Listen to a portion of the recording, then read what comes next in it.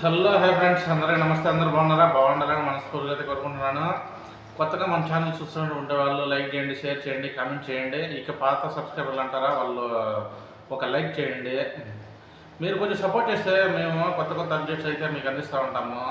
Suggestion videos, ఇంకా తర్వాత వచ్చేసి చాలా అంటే చాలా కొంచెం అర్థమయ్యే భాషలో మీకైతే ప్రతి ఒక్క వీడియో అయితే మీకు అందిస్తాము. మా వీడియోలు మీకు నచ్చినట్లయితే లైక్ చేయండి, షేర్ చేయండి, కామెంట్ చేయండి, కొంచెం సబ్స్క్రైబ్ చేయండి. సపోర్ట్ చేస్తే కొత్త కొత్త అప్డేట్స్ అయితే మీకు అందిస్తాం. ఇక మనం మ్యాటర్లోకి వచ్చేస్తే ఈరోజు అయితే పిల్లల గురించి మాట్లాడదలుచుకుంటున్నాను.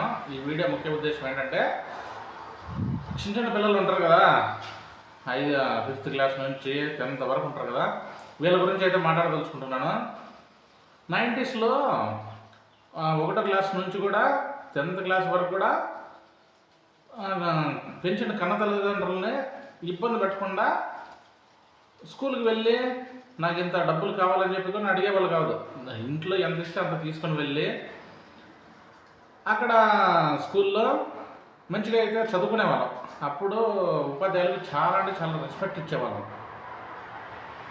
చాలా రెస్పెక్ట్ ఇచ్చి వాళ్ళతో మంచిగా ట్రావెలింగ్ చేసి మంచిగా చదువుకొని చెట్ల మీద కూర్చొని చదువుకునేవాళ్ళం. అంటే మట్టిలో కూర్చొని చదువుకున్న తర్వాత హ్యాపీగా ఆరాంగా ఇంటికి వచ్చేవాళ్ళం. అప్పుడు స్కూల్కి వెళ్ళాలంటే ప్రతిరోజు ఒక ఆనందం వేసేది. స్కూల్కి వెళ్ళాలంటేనే చాలా ఆనందం వేసేది. కాకపోతే అప్పుడు ఇంకా టెక్నాలజీ తక్కువ,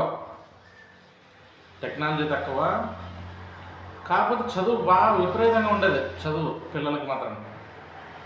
కాకపోతే అప్పుడు బాగా చదువుకున్న వాళ్ళు మాత్రము మంచిగా గవర్నమెంట్ పోస్టులు కొట్టి మంచిగా టీచరు, ఇంకా వేరే వేరే ఉద్యోగాలలో బిజీగా ఉన్నారు. ఇప్పుడైతే అప్పుడు 90sలో చదువుకునే వాళ్ళు అప్పుడు అలా ఉండేది పొజిషన్.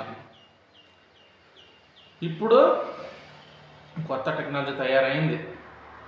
మీకు చదువుకున్న దగ్గర నుంచి స్కూళ్ళు బాగులు చేయడము, బెంచీలు, మధ్యాహ్న భోజనము. 90sలో కూడా ఉన్నది మధ్యాహ్న భోజనం. ఇప్పుడు ఇంకా మంచిగా మెరుగ్గా పెడుతున్నారు కదా భోజనము. అంటే ఎగ్ ఇవ్వడం అంట, తర్వాత చిక్కీలు ఇవ్వడం అంట, ఇలాంటివి చేస్తున్నారు కదా. అంటే చికెన్ పెట్టడం అంట. అప్పుడు మాకు పప్పు, అన్నము ఇవి తప్ప వేరే ఏమీ పెట్టేది కాదు అసలు అప్పట్లో 90sలో. ఇప్పుడు ప్రతి ఒక్కటి మీకు అందిస్తున్నారు గవర్నమెంట్లు. మరి టెక్నాలజీ ఎవరైతే మెరిట్ మార్కులు సంపాదిస్తున్నారో వాళ్ళకి మళ్ళీ గవర్నమెంట్ ఏదో రూపంలో వాళ్ళకి సాయం చేస్తూ ఉంటుంది. అలాంటి పొజిషన్ ఇప్పుడు పెట్టుకొని ఇప్పుడు పిల్లలు ఏం చేస్తున్నారో తెలుసా? ఫోన్ వాడకం ఎక్కువైంది పిల్లలకి. ముఖ్యంగా దీంట్లో తప్పు ఎవరిదంటే కన్న తల్లిదండ్రులదే అని చెప్తాను నేనైతే మాత్రం. ఎందుకంటే వాళ్ళు పిల్లలు ఏదైతే చెప్తున్నారో దాన్ని మాత్రం వాళ్ళు పిల్లలకి అందించడమే వీళ్ళు చేసే పెద్ద తప్పు తల్లిదండ్రులు. ఇప్పుడు పిల్లలు నేను ఫోన్ ఉంటేనే స్కూల్కి వెళ్తాను, నేను బైక్ ఉంటేనే వెళ్తాను.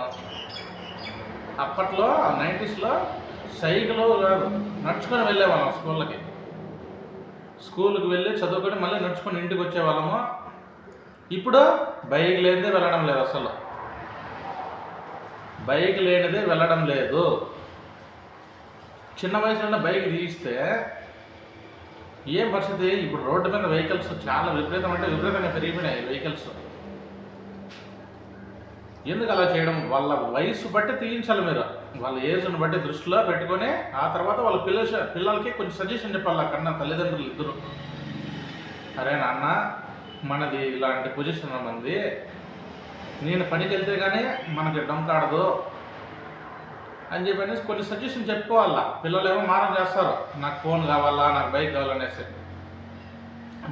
నువ్వు మంచిగా చదువుకుంటే మంచిగా ఆ తర్వాత తీయిస్తాను, ఏదో సజెషన్ చెప్పుకోవాలా పిల్లలకి. అప్పుడు తల్లిదండ్రులకి పిల్లలు భయపడిపోయేవాళ్ళు అప్పుడు. ఇప్పుడు పిల్లలను చూసి తల్లిదండ్రులు భయపడే టైం అయిపోయింది. ఎందుకంటే అరే ఈరోజు ఈ పిల్లోడిని ఏమనంటే ఈ పిల్లోడు ఎక్కడికైనా వెళ్ళిపోతాడేమో అని చెప్పనేసి. అంటే మనం సజెషన్ చెప్పుకునే దాంట్లో ఉంది ముఖ్యంగా. కొంచెం ఆలోచన చేయండి తల్లిదండ్రులు. పిల్లల్ని పొద్దున్నే రెడీ చేసి క్యారీ కట్టించి స్కూల్కి పంపించే సాయంత్రం తీసుకొచ్చే విషయం కాదు. కొన్ని మాటలు చెప్పుకోవాలి పిల్లలకి. ఇంటి దగ్గర కూడా పనులు చేయించండి. నా బిడ్డ, నా బాబే, నా బంగారం అంటే కన్నా నెత్తికెక్కి కూర్చుంటారు. అయ్యో నా బిడ్డకి ఫోన్ లేదండి, అయ్యో నా బిడ్డకి బైక్ లేదండి అని చెప్పేది కన్నతల్లి. ఎందుకంటే ఆమె కని పెంచి మోసింది కాబట్టి ఆమె అన్ని నా బిడ్డ బాగా మంచిగా 10 మందిలో బాగా మంచిగా ఉండాలనుకుంటారు. కాకపోతే వాళ్ళ వయసును బట్టి మీరైతే తీయించల్లా, అది ఏదైనా కానీ. అంతేగాని చిన్నపిల్లలు చెడిపోవడానికి ముఖ్య కారణాలు ఏంటో తెలుసా? ఫోను, బైకే. నాకేళ్ళు నా బాబు ఉన్నాడు, పెట్రోల్కి డబ్బులు ఇస్తాడు, నెల ఈఎంఐ కడతాడు అని చెప్పి పిల్లలు వాళ్ళ ఇష్ట ప్రకారం వాళ్ళు చేస్తున్నారు. ర్యాష్ డ్రైవింగ్ చేయడము, ఇంకా సంథింగ్ అలాంటి పనులు అయితే చేస్తున్నారు. అలాంటి పనులు ఏమీ చేయకుండా చిన్నపిల్లల్ని మ్యాక్సిమం మంత్లీ అయినా కానీ ఇప్పుడు స్కూళ్ళకి కనీసం ఒక సైకిల్ అయినా తీయించండి సైకిల్ మాత్రం. ఎందుకంటే అప్పుడు నడిచి వెళ్ళేవాళ్ళు, ఇప్పుడు నడిచే పరిస్థితులు లేరనమాట. ఇప్పుడు సైకిల్ మీద వెళ్ళండి అని చెప్పి నేను ఆ సైకిల్ మీద వెళ్ళలేదని చెప్పని పెద్ద ఇదిగా ఫీల్ అయిపోతా ఉంటారు పిల్లలు. అలాగే వెళ్ళాలి నాన్న, మన ఇంట్లో పరిస్థితి ఎలా ఉందని చెప్పనేసి కొంచెం అంటే కొంచెం ఆలోచన అయితే చేసి ప్రతి ఒక్కరికి తల్లిదండ్రులు సజెషన్ చెప్పుకోవాలా.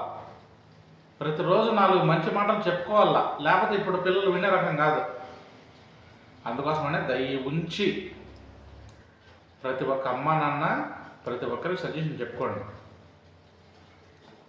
మన పరిస్థితి ఎలా ఉండదు నాన్న, మీ డాడీ ఇంటి పనికి వెళ్తే తప్ప మనకు డబ్బు కడదని చెప్పి కొన్ని ఆలోచన చెప్పి ప్రతి ఒక్కరూ చెప్పిన తర్వాత కూడా కొంచెం పిల్లల మీద నిఘా పెట్టాలా.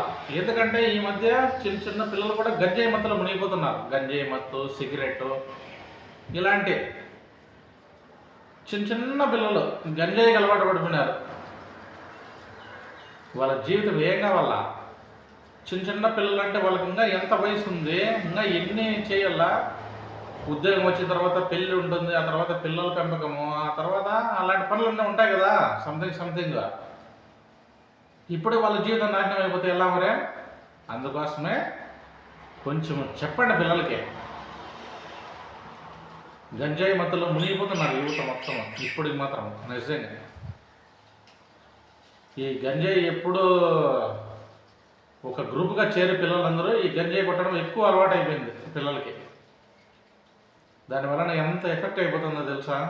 కొంచెం అంటే కొంచెం ఆలోచన చేసి పొద్దున్నే స్కూల్కి పంపించినామా, ఇంట్లో పని చూసుకున్నామా, సాయంత్రం కూడా మళ్ళీ రిటర్న్ తీసుకొచ్చినామా కాకుండా పిల్లల మీద కొంచెం నిఘా పెట్టండి. మా పిల్లలు ఏం చేస్తున్నాడు, స్కూల్లో ఏం చేస్తున్నాడు, ఆ తర్వాత బయట ఏం చేస్తున్నాడు అని చెప్పండి కొంచెం అయితే కొంచెం నిఘా పెట్టండి. నిఘా పెడితే తప్ప పిల్లల్ని దారిలోకి తెచ్చుకోలేరు. ఓకే, ఇదే మీ తల్లిదండ్రులందరికీ నేను ఇచ్చే ఒక సజెషన్ అనమాట. ఈ వీడియో మీకు నచ్చింది అనుకుంటున్నాను. నచ్చితే అలా చూసి వెళ్ళిపోకుండా లైక్ చేయండి, షేర్ చేయండి, కామెంట్ చేయండి, కొంచెం సబ్స్క్రైబ్ చేయండి. ఉంటాను మరి. జై హింద్, జై భారత్, భారత్ మాతాకి జై.